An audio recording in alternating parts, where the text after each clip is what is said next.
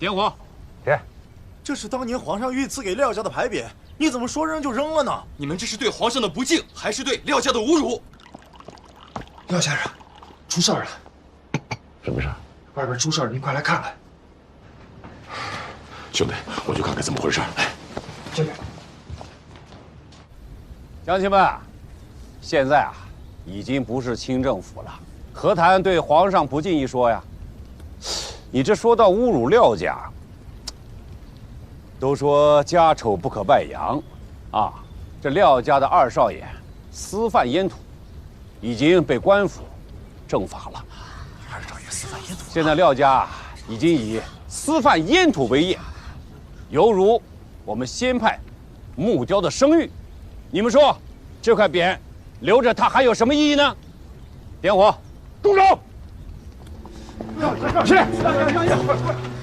刘天秋，你想干什么你？廖希啊，我天秋阁在处理不要的垃圾，我想怎么处置，就怎么处置。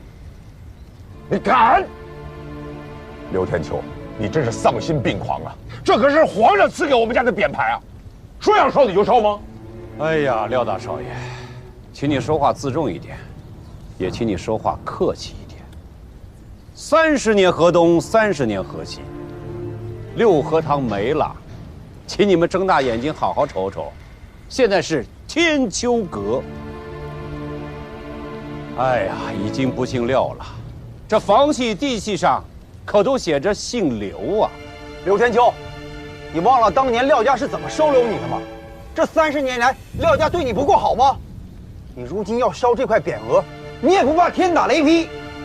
老天要是有眼，批，也该批廖家的不孝子孙。现在，廖家的家业攥在我的手里，我想怎么处置，我就怎么处置。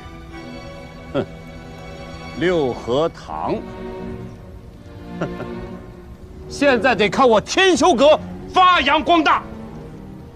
你们应该跪下来谢我才是。刘天秋，你忘了你怎么长大的？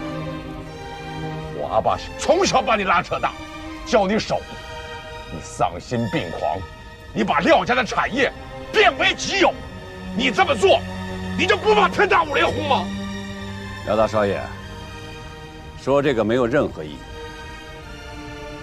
点火！敢！你们敢！谁敢？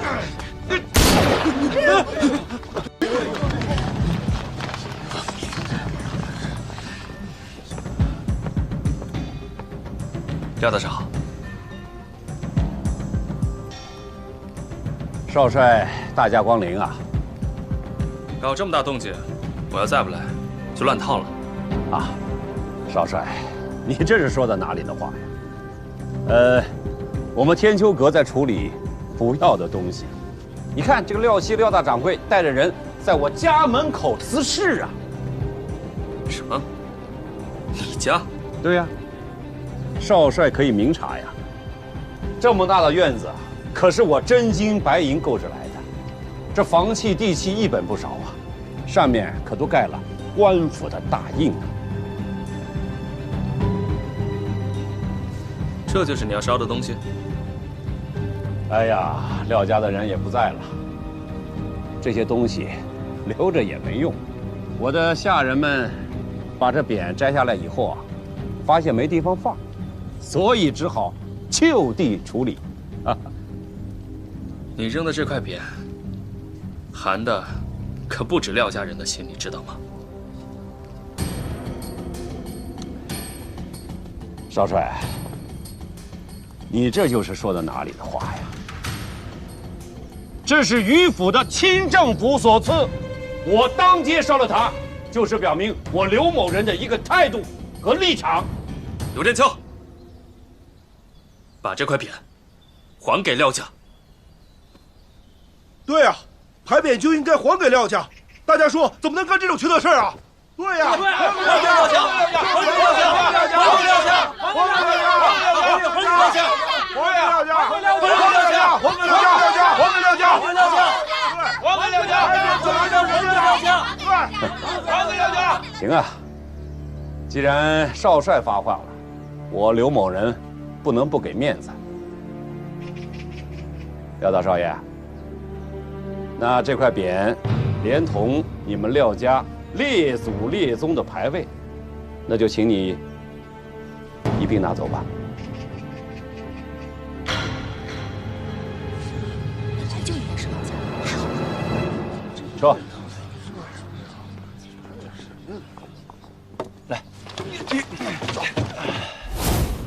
来，慢点，小心脚下。哎，这是干什么呀？啊？这不是当年皇上赐给咱们家那个牌匾吗？怎么？这又是装的什么？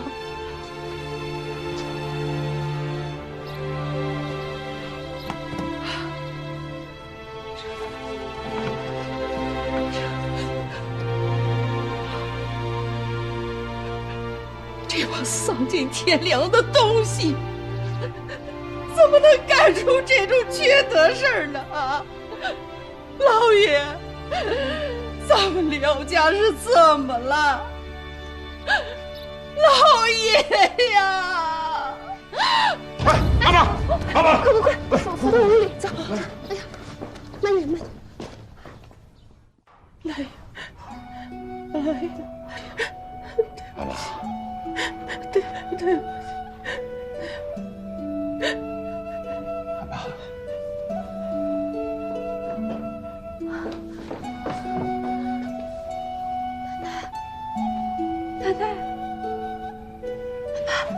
奶奶这是怎么了？刚才郎中来说了，说是急火攻心。一辉，你学医护的，好好照顾奶奶啊。奶奶，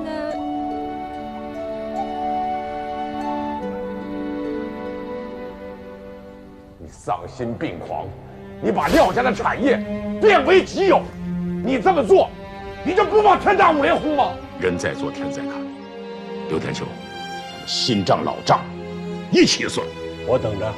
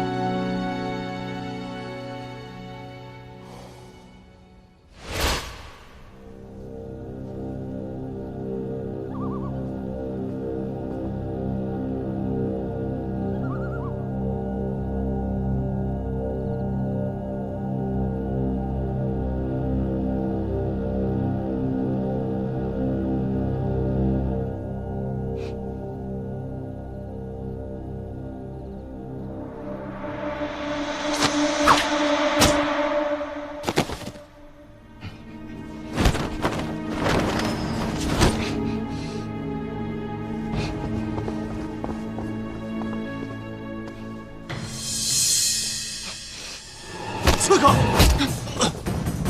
来人啊，快抓住他们！不好，他们知道有人行刺，早有防备。不怕，都是下人，也没什么武功。哎呀，挺准的，看来是个练家子。嗯，二位是不是很意外啊？去，把他俩的面纱给我摘下来，我倒想看看谁这么恨我。上！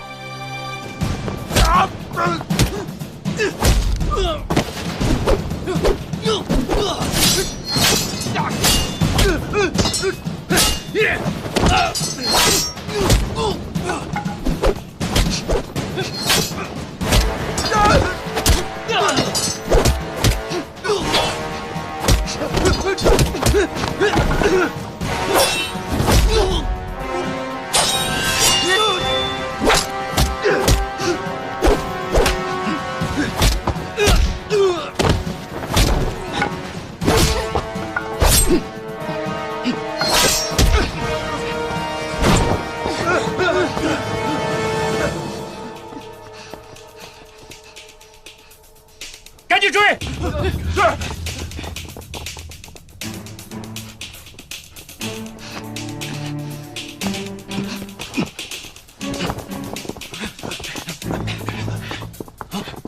算了，不用追了。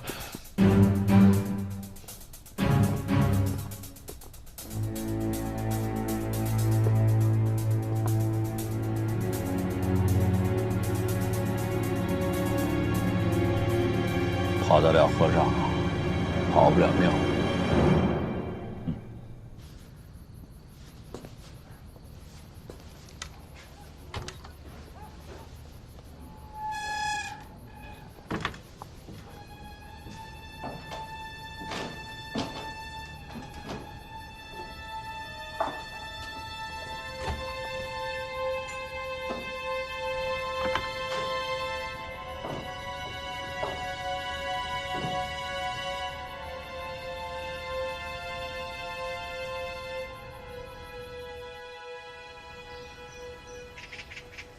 怎么样，任务都清楚了吧？清楚，回去吧。是。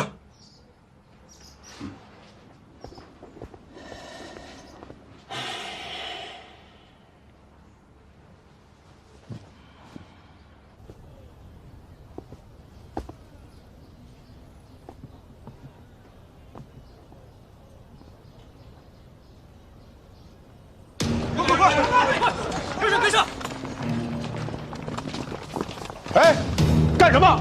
哎，我说，干什么这？胡军长，这是干什么呀？这是？奉命搜查。搜查？搜查什么？证据。证据？有人来报，昨天晚上刘会长家里遭了贼，用飞镖射伤了他家里面的一个下人。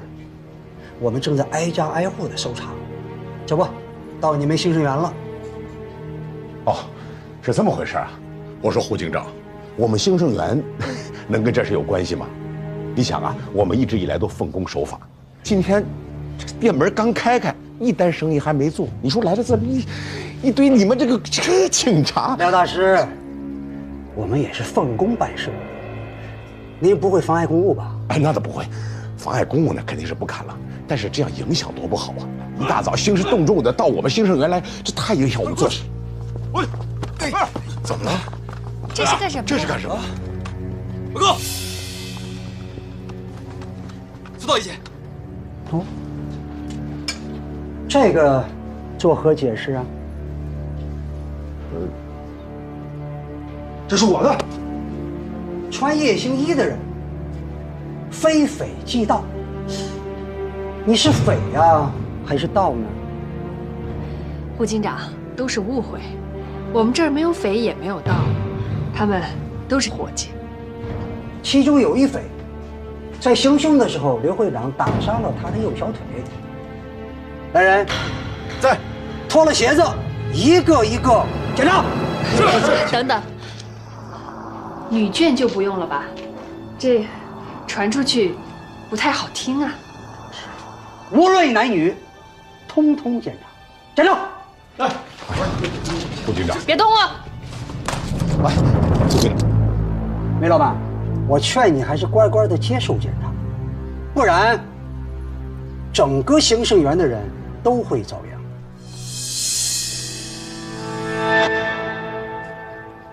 检查。是。不用查了，是我。带走。胡警长，你听我说，我们梅老板不可能是这样的人的。哎，我说胡警长，说实话，天大的交不能带走，干什么呢？说的。胆敢阻拦者，就地正法。带走。是。都别碰我，我自己走。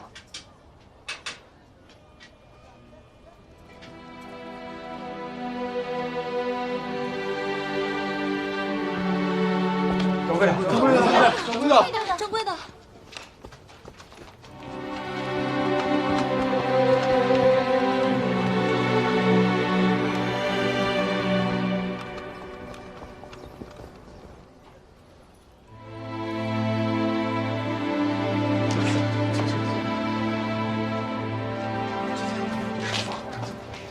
大王，你给我过来。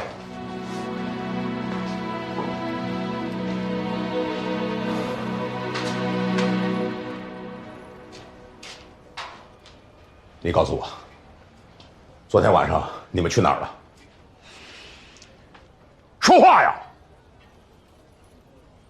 去暗杀刘天秋了。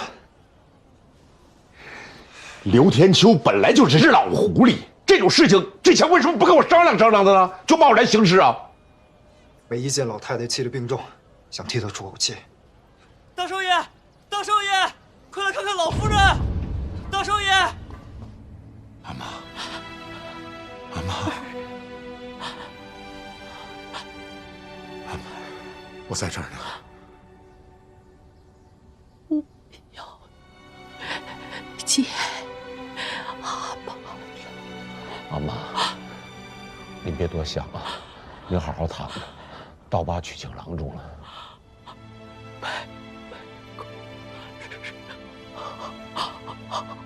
孩子，我知道，我知道。哎呀，爸的脚，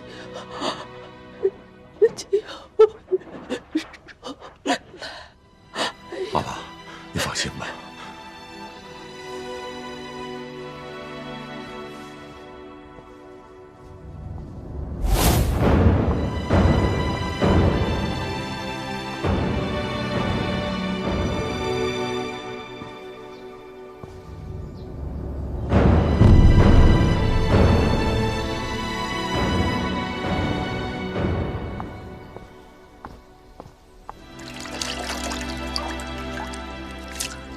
大掌柜的，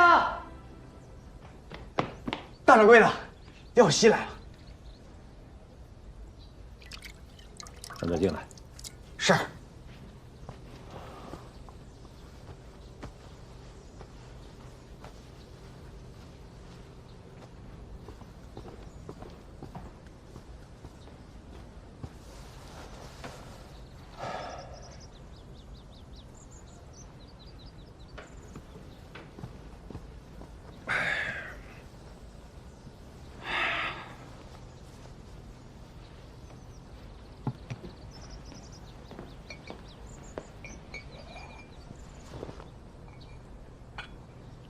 来了。放人，要钱还是要物？此事因你而起，也可以因你而终。条件？既然你这么直接，那我就不废话了。2个条件。说。梅洛丹伤了我的人，赔我2000大洋。还有呢？关闭新生源。我答应你。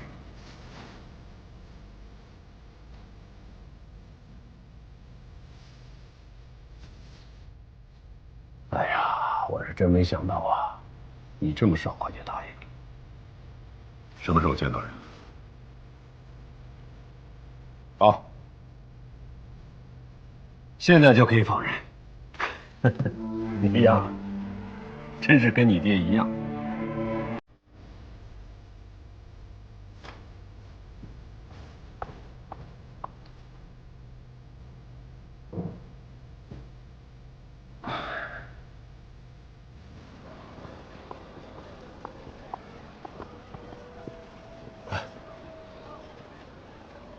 梅掌柜，阿妈，老太太，罗丹回来了。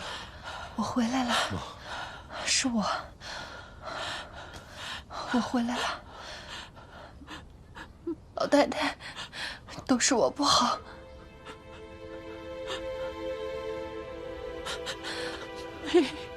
梅姑娘，您别说话了。你要好心了。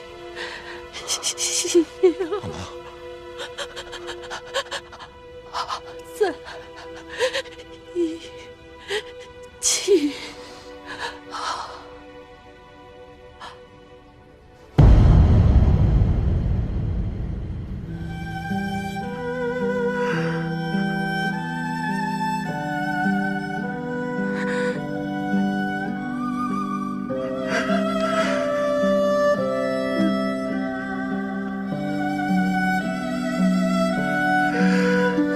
你放心。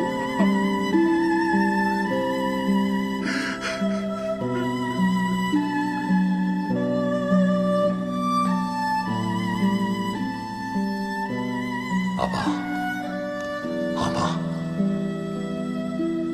请你们放心，只要我廖熙还在，廖家的手艺就不会丢。你们对我的教诲，我也不会忘。阿爸阿妈，我一定恪守正道，不忘祖训。我会光明正大的把六合堂赢回来。希望你们在天上看着我，保佑我。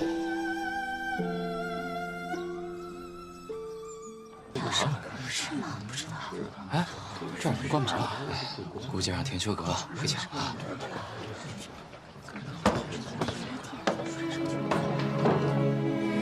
掌柜的，这牌子真要摘啊？掌柜的，咱再想想办法呗。是啊。摘吧。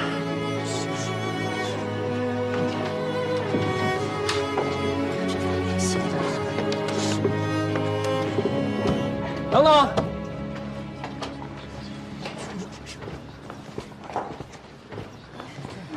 程老板，牌匾不用摘了。把匾摘了，是大少爷跟我一起做的决定。你们的事儿我都知道，上下我都打点好了。以后我就是兴盛园的股东之一，我希望你们跟我一起干。真的？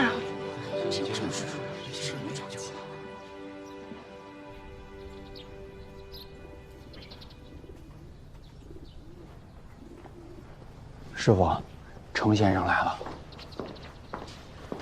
来了，廖先生。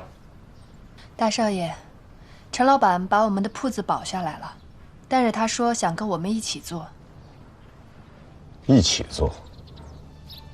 对，我很欣赏廖先生和梅老板做事方式，所以我把店铺保下来，想让你们继续经营，我就按月分红，怎么样？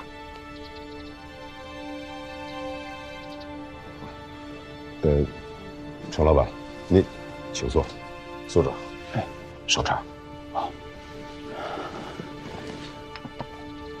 这。陈老板，你别介意，大少爷的母亲刚过世不久，他心里还难受。梅老板，以后兴盛园的生意你打算怎么办？廖家是以木艺雕刻为主，我想的是，等大少爷的手完全恢复好了，应该还是会做这个。廖大哥的雕工技法在兴化可是首屈一指啊！现在亲自出马，兴盛园一定会越来越好的。哦，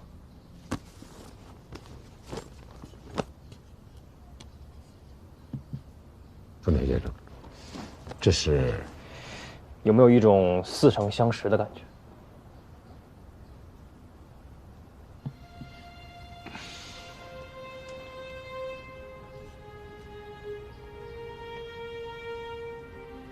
跟我的风格很相似，甚至连雕刻的手法都很接近。哎，程田先生，这出自于哪儿呢？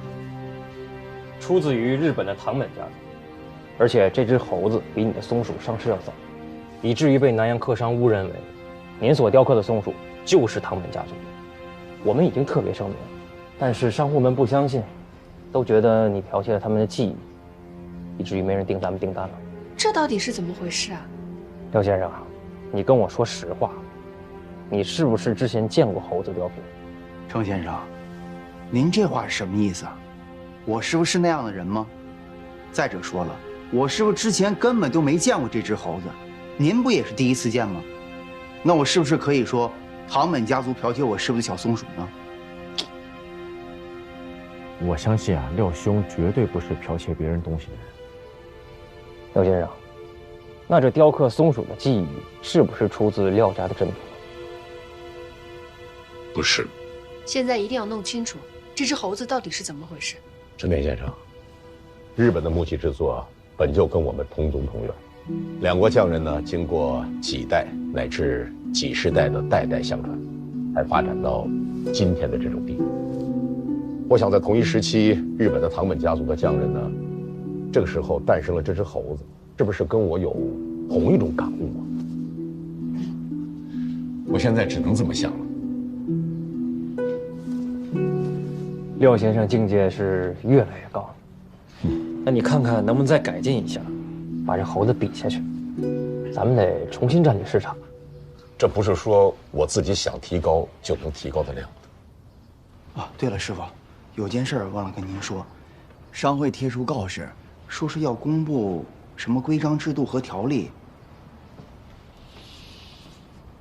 商会大概会公布什么条例啊？你给我透露透露，我也好提前准备准备。啊，哎呀，没什么，也就是公布一些规章制度，有我呢啊。哦，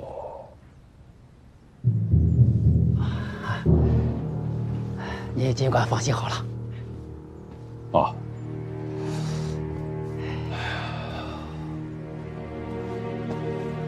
哎，坐。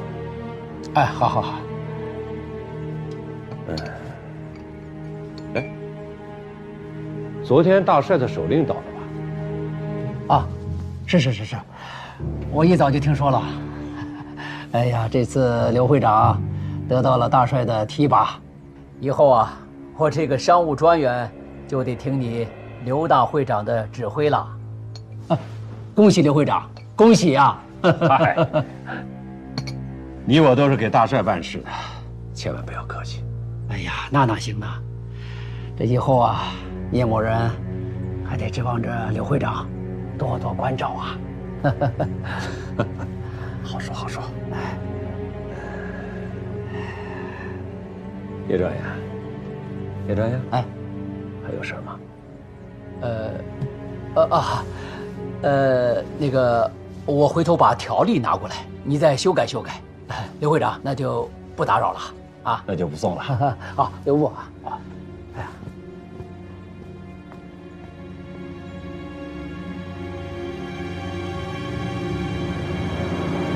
是掌柜的。刘会长，刘会长。呀，孙掌柜，这么晚了，有何贵干呢？哎，那个廖希是不是疯了？怎么了？居然跑到武顺堂和武顺堂老板交流雕工。他就不怕廖家的手艺被其他商户学会了吗？嗨，最可恨的是，他刚才居然来我珍馐堂和我切磋木艺。唉，疯了。他这是疯了。我看真是疯了。他这葫芦里卖的什么药啊？大家都过来看一看啊！兴盛园的招聘告示，大家都过来看一看啊！瞧一瞧，看一看来，兴盛园招聘告示。兴盛园招聘木匠师傅啊，要求善于各类家具制作，会雕刻为佳。每月3个大洋，这么高？是啊，是啊，我要是会木匠活，我肯定会去。工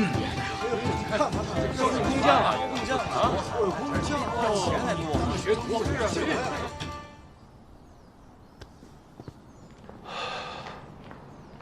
刘掌柜，啊，事情都问明白了，问清楚了，他们的确是在招人，什么人都招，一个人3块大洋。这节骨眼上，这又招工又招徒，他们想干什么？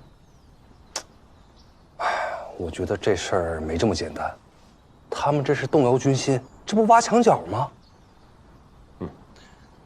就算他把人都挖去了，出这么高的工钱，这成本就上去了。他会那么傻吗？是啊。哎，掌柜的，我是觉得呀，咱们是不是应该也拿出点东西安抚一下大家？要不这人心不就散了吗？这天要下雨，娘要嫁人，我看光拿出点钱是不行的，除非还有别的。是。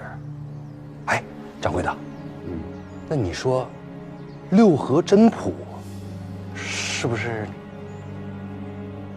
哦，六合真谱啊！其实拿出六合真谱，倒也不是不行。尤其是你，哎，这么忠心的跟着我，你也该看看啊。这样吧，就把六合真谱的一部分拿出来，让大家学习学习，这也够大家用的。哎呦，掌柜的英明，掌柜的英明啊！我再给大家加点工钱。行，那我跟大伙说。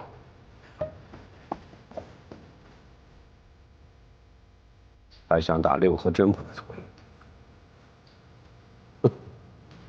我努力半辈子才得到的东西，你们只有看冒牌货的命。商会的同仁们，我们兴化商会成立至今，进展得非常顺利。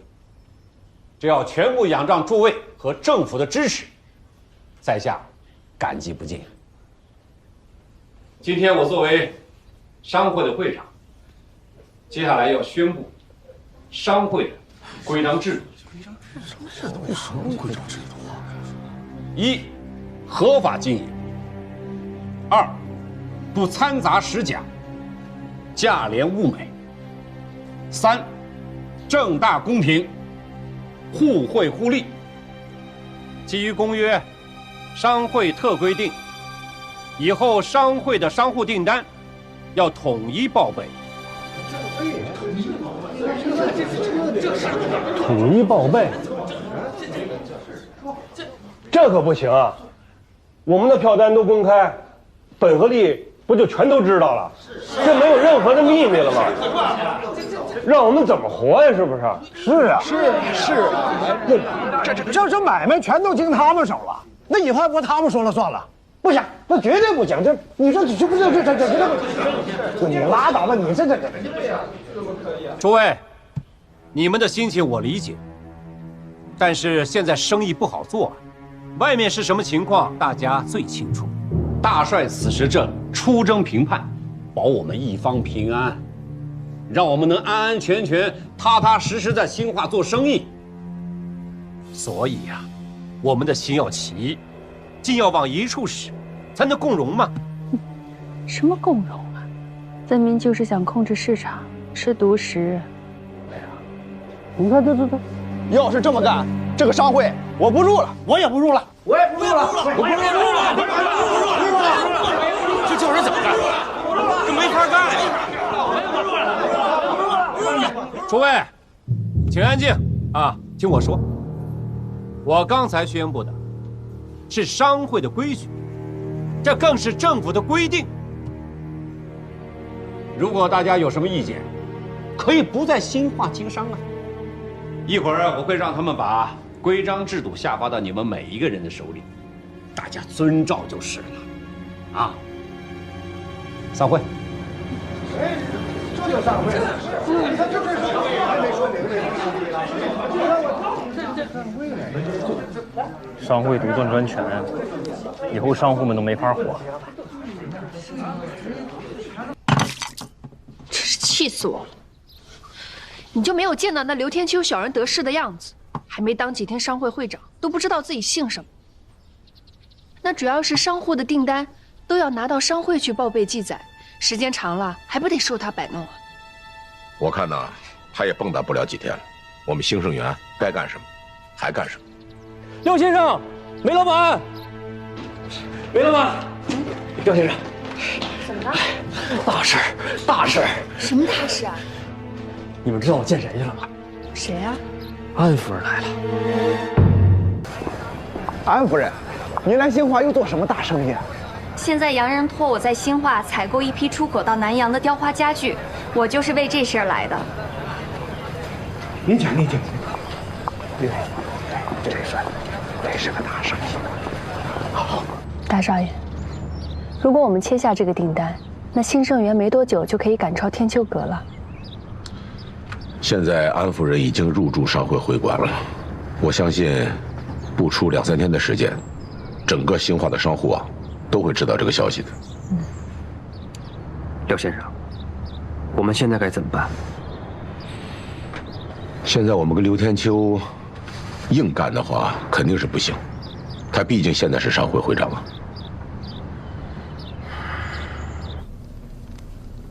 安夫人，请进。安夫人，安夫人，这是我们兴化商会的会长刘天秋会长，同时呢，也是天秋阁的大掌柜。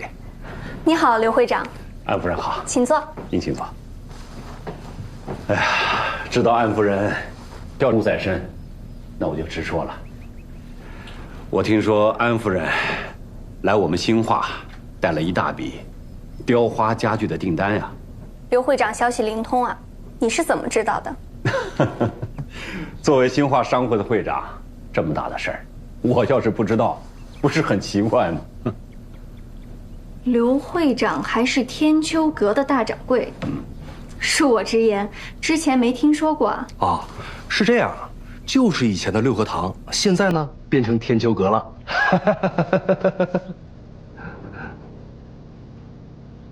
啊，六合堂我是知道的，听说出了点变故。是啊，六合堂原先的大掌柜廖老爷，因为做龙椅一事，这中间，这一句两句也说不清楚。老爷已经故去了。大少爷廖熙因为救父，这2只手啊被打成了重伤。二少爷廖辉不争气，私贩烟土跳河，至今下落不明。但是天秋阁总得经营啊，我就只好赶鸭子上架了。但是再用六合堂这个名号，显然不合适了，我们就改成了天秋阁。当然，师傅还是六合堂的师傅。真是世事难料。话说回来，刘会长您来这儿，也是想接我这个订单？正有此意。放眼整个兴化，能接这么大一笔订单的，也只有我们天秋阁了。啊，另外啊，我们商会还有一个规定，所有商户的订单必须在商会备案。这么大一笔订单，可是涉及到我们兴化的商誉啊，所以我们商会会根据订单的实际情况，适时调整给商户分发定制。这么说，这个订单无论如何都会进入到你们的商会，再分给天秋阁了？也可以这么说。安夫人，我今天来就是想跟你好好谈谈。当然，这好处是少不了你的。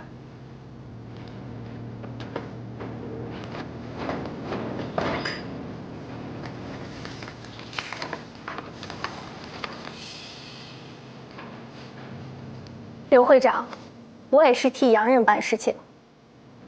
这样吧，您还是回去等信儿吧。行，那就有劳安夫人了。行，告辞。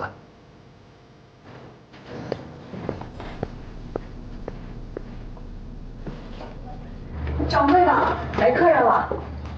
哎呦，安夫人。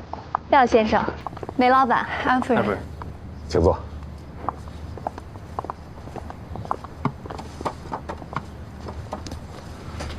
不知道安夫人此次到兴盛园来有什么事儿吗？这次来兴化本来是冲着廖熙大师的手艺来的，可我听说廖大师的手受伤了，这六合堂也已经不在了。安夫人，我的手现在基本上已经好了。虽然六合堂不在了，但是兴盛园在啊。我们兴盛园现在做的也是木艺雕工和木材生意。是，现如今，廖先生可是国际大师。就凭廖先生的手艺，我的码头、煤老板的运输，这可是一条龙服务，在保证品质的同时，价格也是最低的。可我听刘天秋说，成立了兴化商会，订单合同都要从这个商会走，这让我很难办啊。虽然我是为洋人办事，可这官面上的关系，我还是要顾及得到的。啊，这个问题我考虑了，我们可以在福州、泉州这些地方签署，反正那里有我们生意分号，只要在兴化加工不就行了吗？再或者，我们可以把店铺搬到那里，不也行吗？对。这次洋人指定我来兴化找先作制作这批家具，如果离开了兴化，恐怕我很难交代。那不知道安夫人是更愿意跟天秋阁合作呢，还是跟我们兴盛园合作呢？这个我还在考虑当中。安夫人，我们兴盛园非常有诚意跟安夫人合作，为此我们会拿出最优惠的条件和态度，希望您可以认真考虑。安夫人，您看这样可以不可以？您不离开兴化，这样呢，您对洋人有交代，对官府和商会也有交代，您说呢？廖先生此话怎讲？您可以把订单变成招榜。招榜？对，因为招榜并没有规定，非得在商会备案的。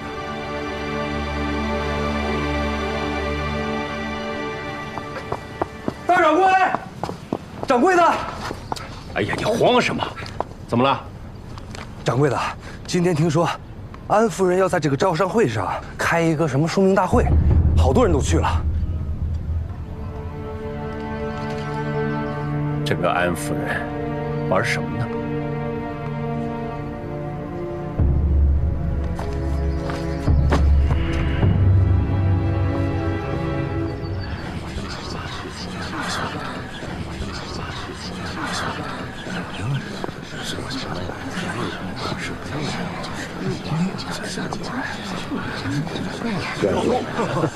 廖掌柜好，廖掌柜好。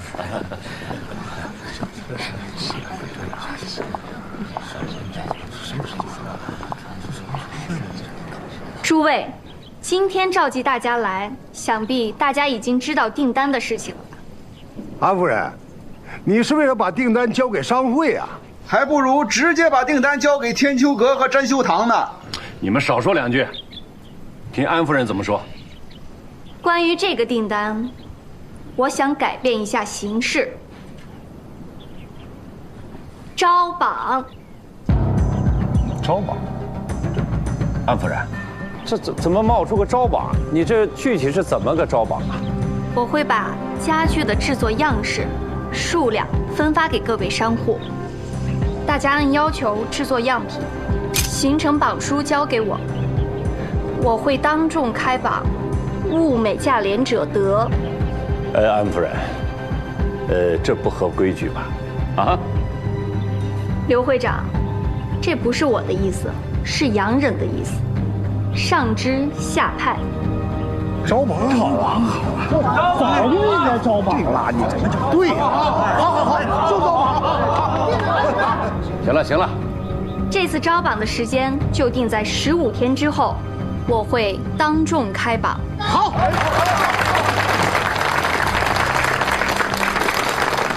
廖先生，你说的意见得到了认可，洋人对这次招榜的形式非常满意，你们也准备准备吧。好，安夫人，希望我们的合作能够成功。一定会的。我说廖大少爷，这订单交到了商会，商会也会公平处理的，但要是私下动手脚，可不太好吧？是，私下动手脚。这话从何说起啊？啊，难道我能左右洋人吗？如果那样的话，我干脆直接把订单拿过来不就行了吗？可是，廖大掌柜，这批订单的量可不小啊！我现在就是谈起你的这双手。刘会长，多谢你关心，我一切都挺好。再见。走。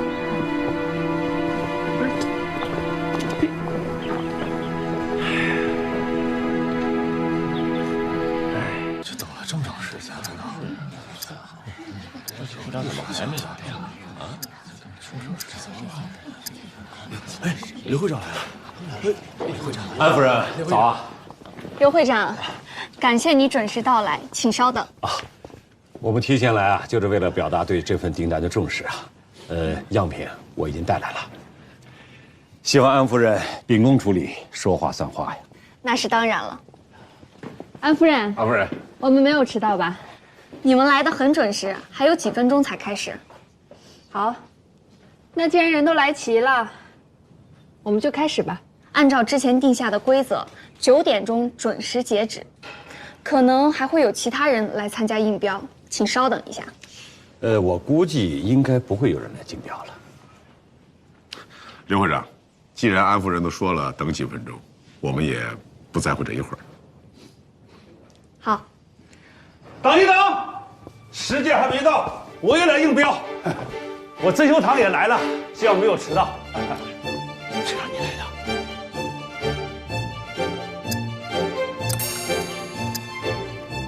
好，时间到了，我们准时开始。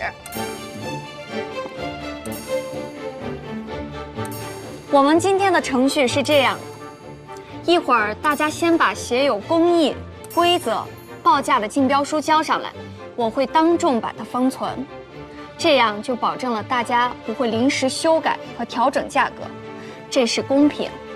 然后我们会再展示大家的样品，看是否符合我之前定下的标准，不符合标准的，自然报价无效，取消资格。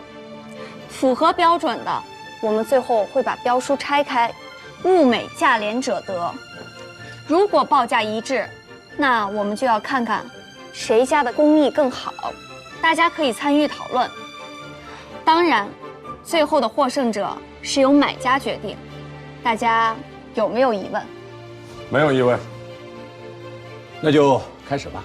好，那我就宣布我们正式开始。好。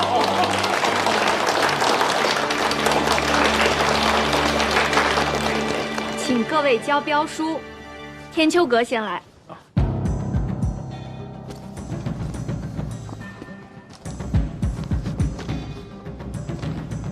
请新盛元。组长。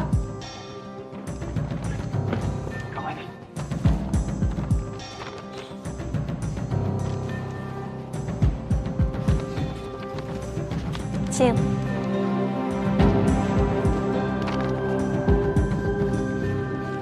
好，大家请移步大厅，我们看样品。安夫人，请。请。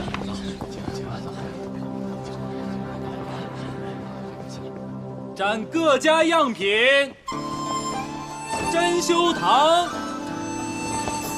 天秋阁、兴盛园。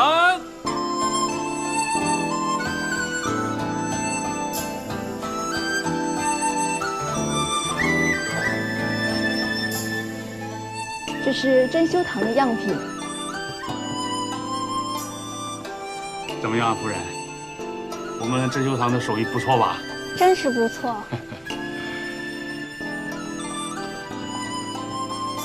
这是天秋阁的样品。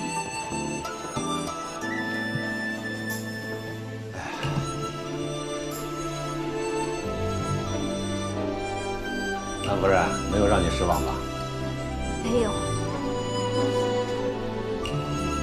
这是兴盛园的样品。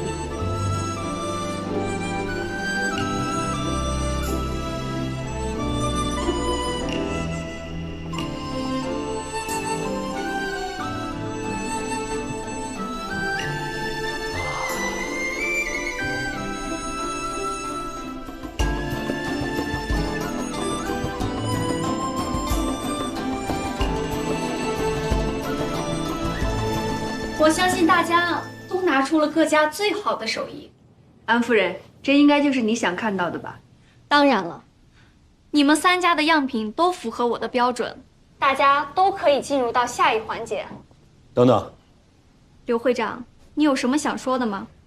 安夫人，我想问您一句，您的这批货要销往哪里啊？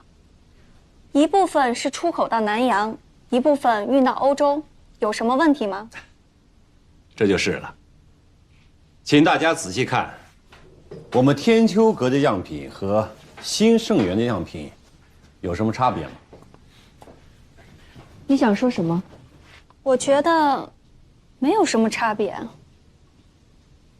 我们天秋阁八仙桌的花板雕的是花鸟云纹，寓意富贵吉祥；而新盛源的花板雕的是夔龙纹和夔凤纹。这有什么区别吗？夔纹传自上古，中国人可能看得懂，知道它的含义，但西洋人看不懂。很多去了南洋的人都是远离故土，他们讲求一个好的寓意，所以夔纹和饕餮纹对于他们来说，看起来就会显得面目狰狞，远不如花鸟和云纹来的直接，看着舒服。说的没错，安夫人，我泱泱大国历史文化底蕴深厚，既然做外销的产品，我觉得应该把我们老祖宗最好的东西拿出来，是不是？云纹花鸟纹虽然精巧，但是我认为有很多地方还是不妥，那是因为西方在雕塑和画作上更写实，而我们东方呢更加的写意。我们天秋阁的雕工可谓是天下一绝，你可以看那些花草，那些鸟，真是栩栩如生啊！这不正应了西洋人的喜好和品味吗？的确是这样。刘会长，有句话我不知道当不当讲，请说。按照传统的工序，这里不应该有损，而天秋阁在这里打了2个叉损，四面一共8个。如果没猜错的话，你们在制作样品的时候，师傅把针眼开大。还有这里拼接的不好，还加了补丁固定，看损的样子，这应该是一个绝户损。刘会长，你给我们解释解释。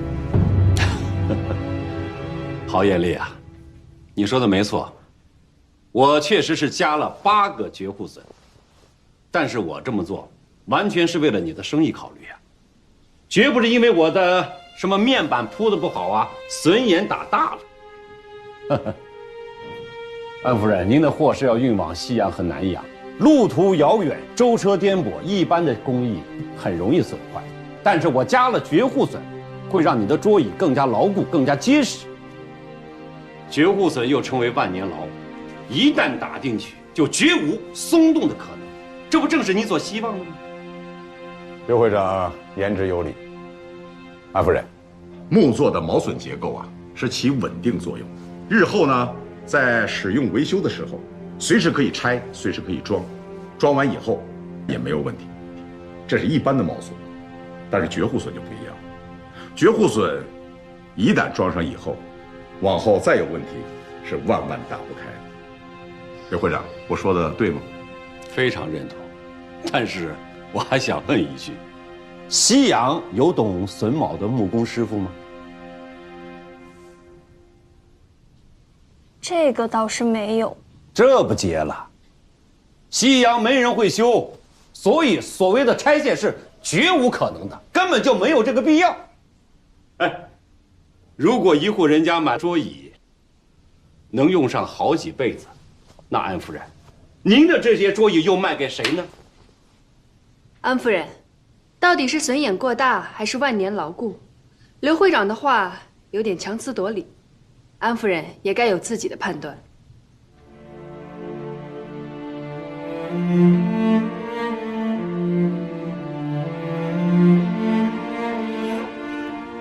好了，我心里有判断了，大家进入到下一环节。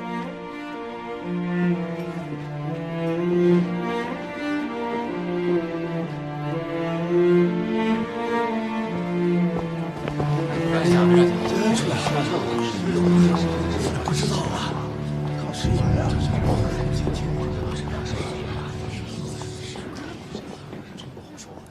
看完了样品，接下来我们来看各家报价吧。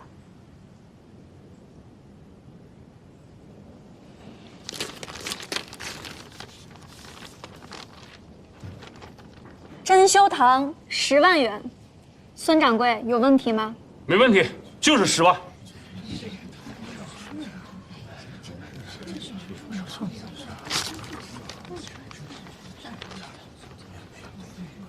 天秋阁9万5千元。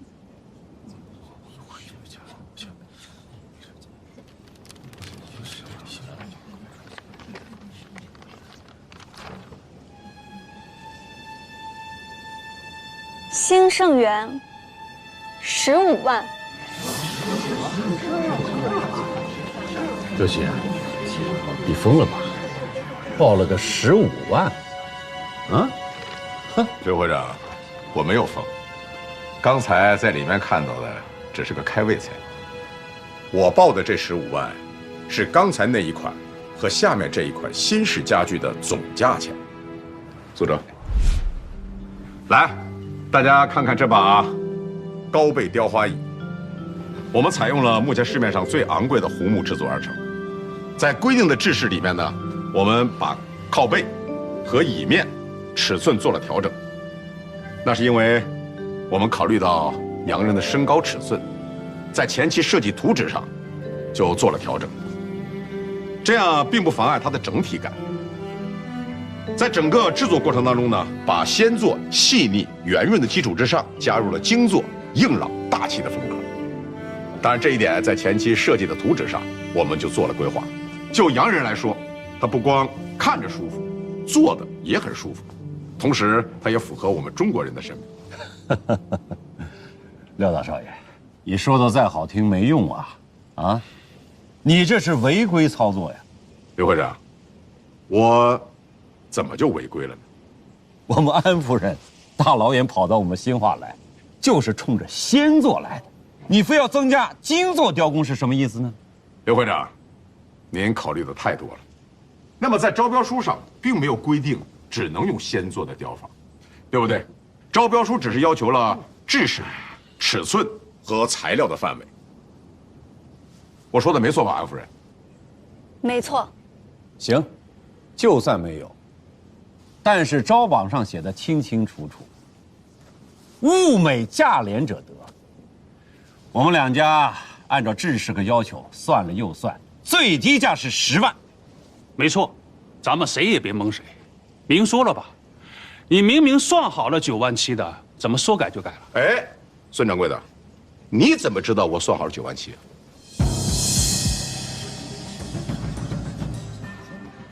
啊？啊，你怎么知道我的这个底价？大家听听啊，你们好好听听，廖掌柜这说的什么话呀？啊，这简直就是无中生有嘛！好了好了，两位就不要再争了。看来我们兴化真是人才济济啊！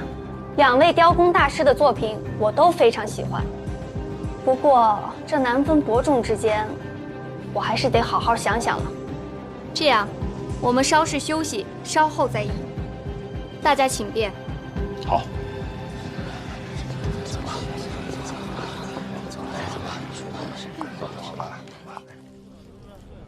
我觉得啊，这廖大师的做法也太出乎意料了。我觉得确实不符合规矩。嗨，还什么规矩？现在规矩都是他刘天秋的了。兴化的商户是没法活了，为了不让别人争，把小作坊都给封了。我看啊，分明是刘天秋太把自己当回事了，无德无品。说句心里话，我这回说什么呢？吴老板，你是不是觉得自己没有资格参加，这心里不舒服呀？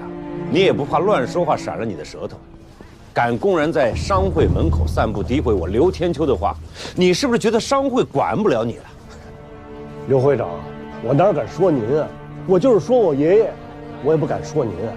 您多厉害！你少跟我冒充大尾巴狼，你心里想什么我能不知道？哟，哎呀，廖大少爷，你也想要看热闹啊，还是想撺掇大家一起损我呀？刘天秋，这里可是生意场，最好别那么小人。小不小人我不知道，但是我知道某些人背地里做事，那可是一套一套的。刘天秋，你心里想什么，不用我说，你自己最清楚。你现在想干什么，我心里也很清楚。哎呀，清不清楚不重要，但我想告诉你一句，这洋人是不会因为你使诈就会买单的。是吧？买卖上的事儿早晚会有结果的。你是不是觉得你能赢得了我刘天秋啊？我不管阴的阳的，刘天秋，对付你这种小人呢，说实话，我真的还得想想办法。你说这话，我好怕呀。哎呀，行了，那我们就骑驴看唱本，走着瞧吧。好。哎呀，你瞧瞧，把他牛的，不知道的还以为他是皇上呢。吴掌柜的，说实话，你就别跟他置这个气。老话说得好嘛，得道多助，失道寡助。咱就看他刘天秋还能猖狂到哪一天。对对对，行行。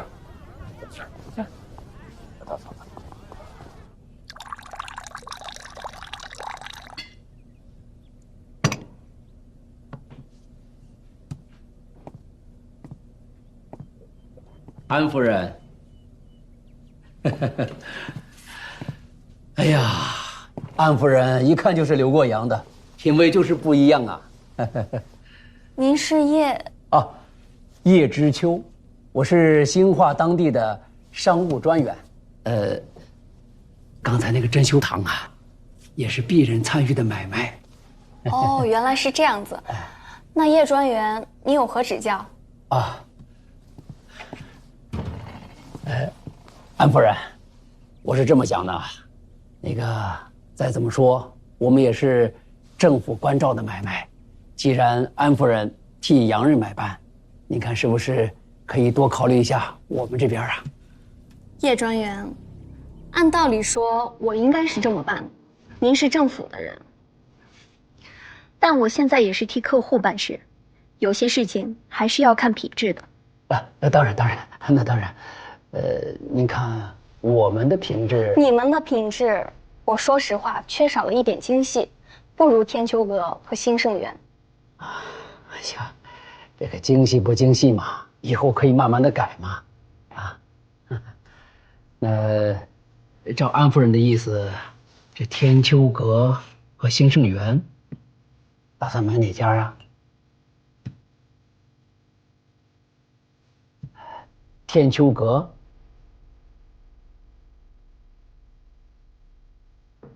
安夫人，您不会是想要买兴盛园吧？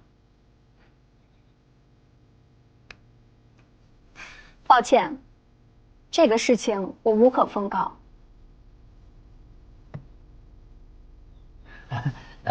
安夫人，您慢用啊。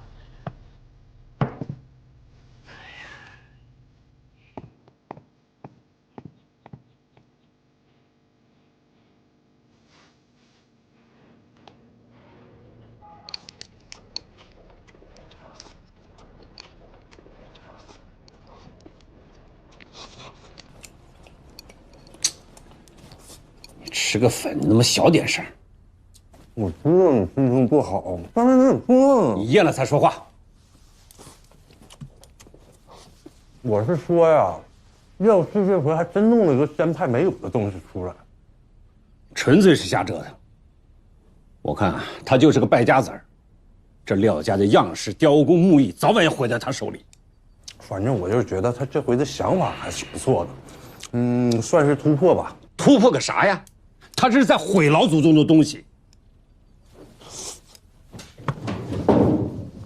吃呗你。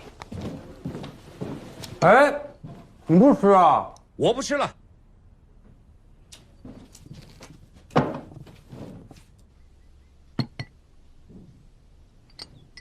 大少爷，我是刚明白过来，才看清你这招棋，反其道而行之，确实出人意料。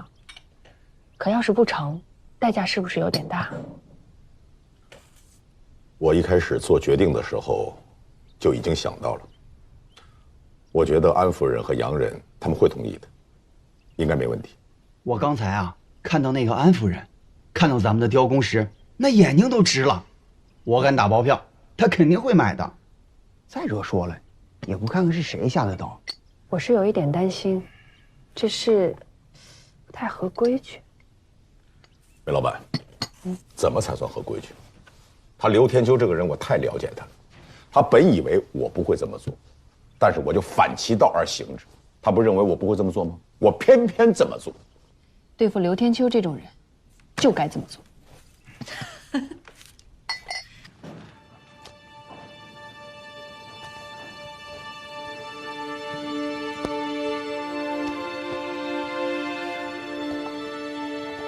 各位同行和兴化的父老乡亲们，我现在宣布，此次招榜的获胜者是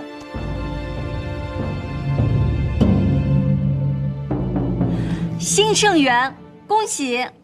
恭喜！阿宁，我觉得这件事情有问题呀。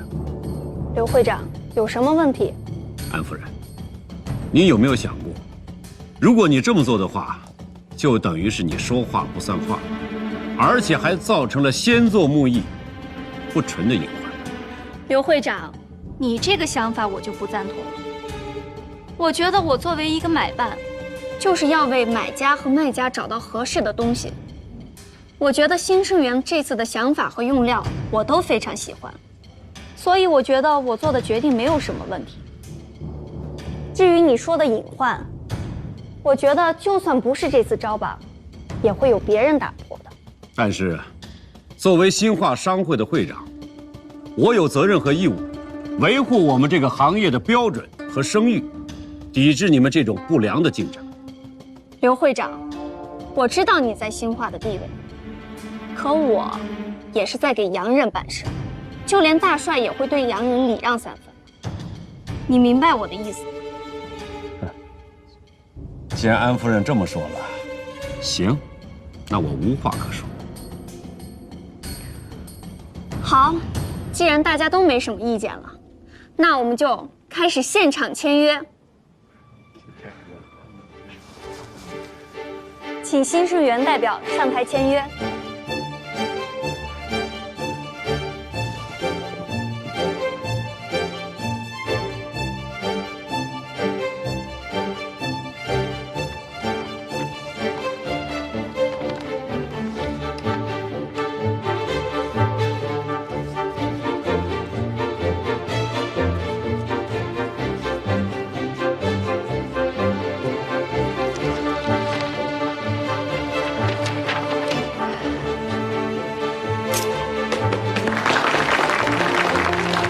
很高兴，也很荣幸认识梅老板，和你们合作很荣幸。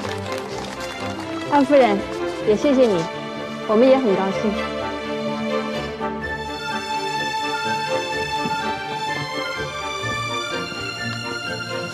非常高兴。我说句实话，第一次看到兴盛园的样品后，我非常的开心。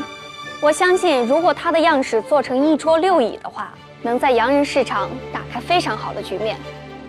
我喜欢它的设计和用料，特别是高椅背，我非常喜欢。让我们再次恭喜兴盛园。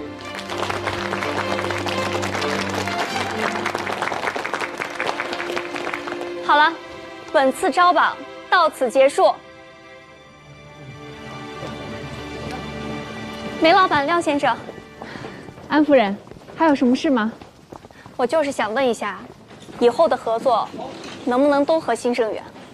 当然可以啊，我们求之不得，是吧，大少爷？可以。那太好了。不可以。刘会长，我私下和商户约定，有什么问题吗？你最好不要得罪洋人。安夫人，不要动不动就把洋人搬出来，多没意思。我希望下次还这么搞，而且安夫人来我们兴化的所有花销由我们商会来承担。我觉得你是在浪费我的时间。安夫人，刘会长既然这么盛情，我觉得您不妨就答应了。那好，我会再回来的。不出意外，2个月之后我会带来一笔新的订单，我们再次招榜。太好了，那我就2个月之后在兴化恭候安夫人的到来。告辞。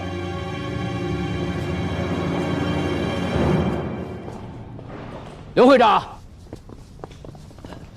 刘会长，